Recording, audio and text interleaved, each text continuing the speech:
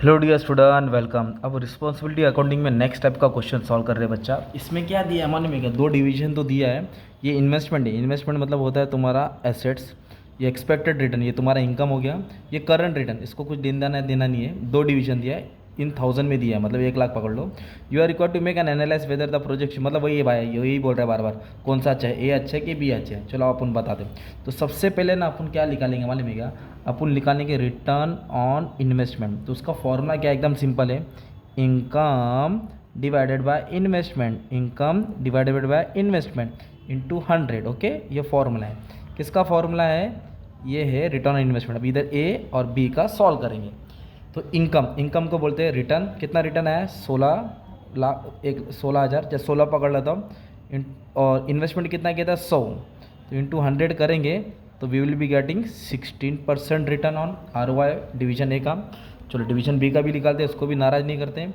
तो इनकम कितना है भाई का? 11 है। डाला कितना था? 100 रुपया था, इंटू 100। तो इसका है 11%, तो इसका 16%।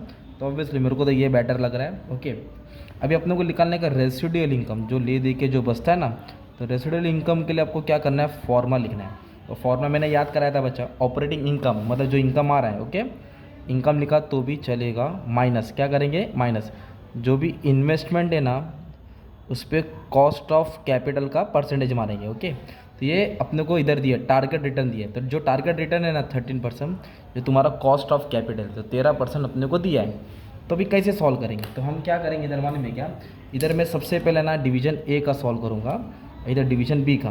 तो अगर मुझे डिवीजन ए का सॉल्व करना है तो मुझे सबसे पहले इनकम लिखना पड़ेगा।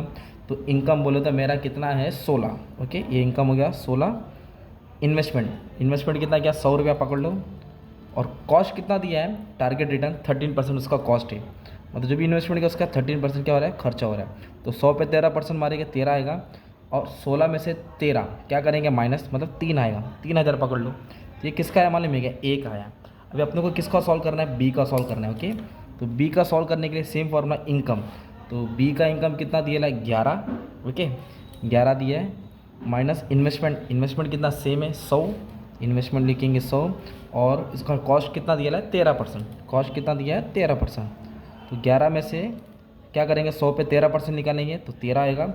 इसको सॉल्व करते हो -2 आ रहा है। माइनस का मतलब होता है लॉस। इधर इनकम आ ही नहीं रहा है, इधर आ रहा है। तभी अपने को क्या मालूम पड़ा? देयरफॉर डिवीजन ए, जो डिवीजन ए है ना, मतलब ये वाला शुड बी एक्सेप्ट, उसको एक्सेप्ट करना चाहिए क्योंकि उसका रेसिडुअल इनकम ज़्यादा है। कितना? 3000 है। और जो डिवीजन बी है उसको रिजेक्ट कर दो, उसको बता दो क्योंकि वो लॉस में 2000 है। तो इस तरह तुमको डिसीजन लेना था। तो डिसीजन ए बेस्ट है, बी नकली है, ये बताने का था। तो ये फॉर्मूला अप्लाई करने का था। तो इसके पहले भी मैंने ये वाला सम सॉल्व कर दिया था, आप लोगों ने वीडियो देख लिया था। इसके साथ 3-4 सम सॉल्व कर दिया, वाला वीडियो भी देख लो। इसका क्वेश्चन का स्क्रीनशॉट ले लो और इसको कमेंट में अच्छे से सॉल्व कर लो। ओके, तो मेरे से जितना हुआ मैंने उतना हेल्प कर दिया बच्चों लोग। और भी टाइप का अलग अलग सम सॉल्व कर दिया, ट्रांसफ़र प्राइसिंग भी पढ़ा रहा हूँ, बाकी सब बुक का सॉल्यूशन अपलोड कर दिया, अच्छे से पढ़ लेना। ओके, तो जितना था उतना ट्राई कर दिया। Thank you very much and love you all.